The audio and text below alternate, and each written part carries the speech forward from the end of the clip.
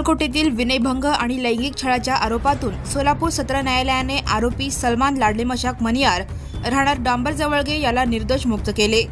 माननीय सत्र न्यायाधीश श्री सुरवसे यांनी हा निकाल दिला। बुरहानपूर येथील पीडिता 12वीची विद्यार्थिनी बस स्टॉपवर थांबली असताना आरोपीने तिच्या भोवती मोटरसायकल फिरवत वाईट उद्देशाने पाहिले आणि तू मला खूप आवडतेस असे बोलल्याचा आरोप होता। या प्रकरणी अक्कलकोट उत्तर पोलीस ठाण्यात गुन्हा क्रमांक 310/2018 दाखल झाला होता। कोर्टात पीडितेच्या साक्षीतील विसंगती आणि आरोपीचे वकील ॲडव्होकेट शकील सी नदाफ यांनी मांडलेले युक्तिवाद ग्राह्य धरत न्यायालयाने आरोपीला निर्दोष मुक्त केले। आरोपीकडून advocate Shakeel Nadaf, advocate Ganesh Mashal, advocate Amar Waghmaitar, advocate Suraj Renke, सरकार पक्षाकडून ॲडव्होकेट जन्नो, ॲडव्होकेट कुलकर्णी। मी ॲडव्होकेट शकील नदाफ राणा सोलापूर एका केसमध्ये विनयभंग व लैंगिक छळ केल्याच्या आरोपातून आरोपी नामे सलमान लाडले मशाक मनियार याची माननीय सत्र न्यायाधीश सुरवसे साहेबांनी त्याची निर्दोष मुक्तता केलेली आहे।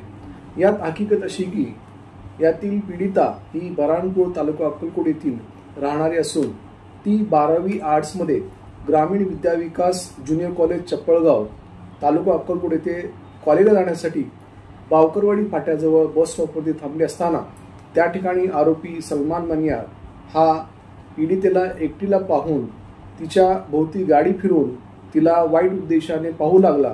त्यामुळे पीडिता घाबरून गेली। तेवढ्यात बस आली।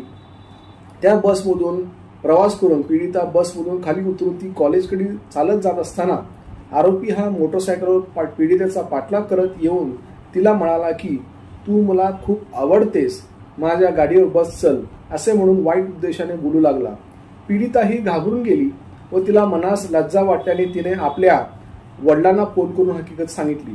त्यावेळी पीडितेच्या वडिलांनी आरोपीचा शोध घेतला असता तो सापडल्यानंतर त्याविरुद्ध अक्कलकोट उत्तर पोलीस स्टेशन येथे त्याच्याविरुद्ध भारतीय दंडविधान संहिता 354 354 व लैंगिक गुन्ह्यापासून बालकांचे संरक्षण कायदा कलम 12 नुसार म्हणजे पोक्सो ऍक्ट सेक्शन 12 नुसार गुन्हा दाखल झाला होता। सदर गुन्ह्यात एकूण 6 साक्षीदार तपासण्यात आले।